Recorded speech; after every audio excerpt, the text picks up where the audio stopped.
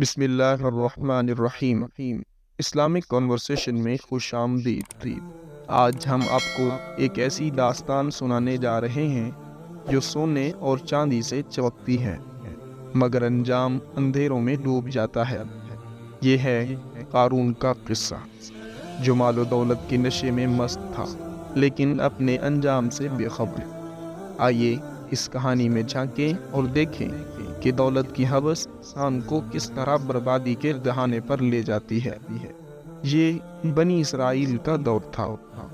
حضرت موسیٰ علیہ السلام کی قوم میں ایک شخص تھا جس کا نام قارون تھا۔ قارون کو اللہ نے بے پناہ دولت سے نوازا تھا، اتنی کہ اس کے خزانے کے دروازے کھولنے کے لیے چابیاں اٹھانے والے نوکروں کی ایک فوج کی ضرورت تھی۔ یہ دولت اس کے لیے فخر اور غرور کا سبب بن گئی اور اس نے اپنے رب کو بھلا دیا۔ ایک دن جب قارون اپنی عیش و عشرت کی نشے میں چور تھا، اس نے فیصلہ کیا کہ وہ اپنی دولت کی نمائش کرے گا۔ اس نے سونے کے زیورات سے لدی ہوئی گاڑیوں کو تیار کروایا۔ اس کے غلام چمکتے ہوئے کپڑوں میں ملبوس اس کے جواہرات کے چمکدار تابوتوں کو اٹھائے اس کے محل سے نکلے۔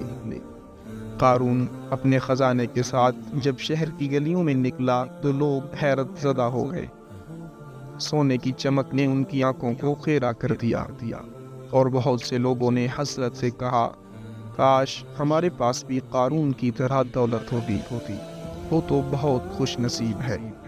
لیکن قارون کا دل سخت ہو چکا تھا۔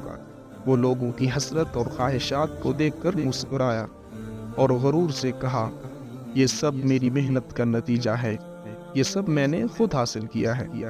مگر جب حضرت موسیٰ علیہ السلام نے اس کے غرور کو دیکھا تو اسے نصیحت کی، اے قارون، اللہ کی عطا کو یاد کر اور اس پر شکر ادا کر۔ دولت کا غرور مت کر ورنہ اللہ تجھے زمین میں دفن کر دے گا۔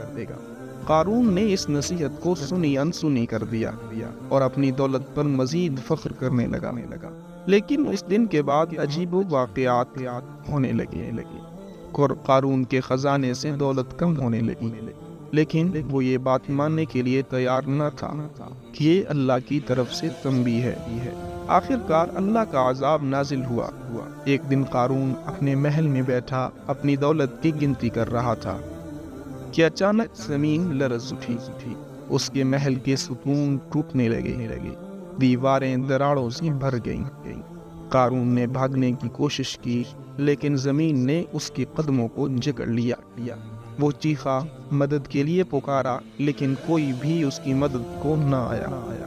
دیکھتے ہی دیکھتے قارون کا عظیم الشان محل، اس کی چمچماتی دولت، سب کچھ زمین میں دھنستا چلا گیا۔ لوگ خوف زدہ ہو کر بھاگے اور اس کی چیخیں فضا میں گونجتی رہیں۔ لیکن اللہ کا عذاب پورا ہو چکا تھا اور قارون اپنے غرور سمیت ہمیشہ کے لیے دفن ہو گیا۔ جب زمین نے اسے نگل لیا تو لوگ اس کے انجام سے لرز گئے۔ وہ جو کل تک اس کی دولت پر رشک کرتے تھے، آج عبرت کی نظر سے اسے یاد کرتے ہیں۔ قارون کا واقعہ ہمیں یاد دلاتا ہے کہ دنیاوی دولت کبھی بھی غرور اور تکبر کا سبب نہیں بننی چاہیے۔ اصل دولت تو اللہ کی رضا اور اس کا قرب حاصل کرنا ہے۔ دنیا کی ہر شے فانی ہے اور آخرت کی کامیابی ہی حقیقی کامیابی ہے۔